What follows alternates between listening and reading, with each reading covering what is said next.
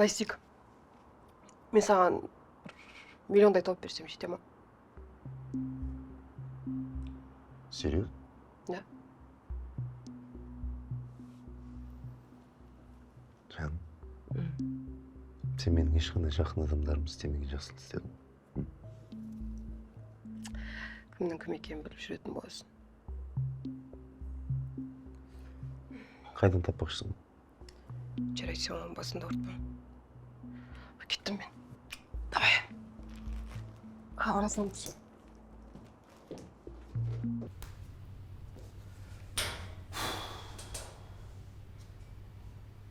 Қалайсың жаным? Білмеймін, мен келе алмаймын. Неге? Не болып қалды? Шан, в общем, былай ғой. Жаңа мен шықтым, асығып саған келе жатқам, пробка, в общем, біреудің артына кіріп кеттім мен. Авария болған. Қазір қайдасың?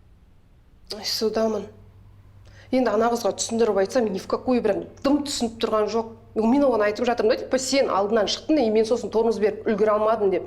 Нет, главное, сен артынан соқтың, сен дұрыс емессің, короче. И кінәлім мен. Нормально ақша сұрап тұр енді. Қанша дейді? Миллион. Хорошо. Қазір картаңа жіберем. Жаным, сабыр сақта, жарай ма? Шын ба, жан? Иә, шын. Блин, рахмет, жан, көп қатты қорқып кеттім бар ғой.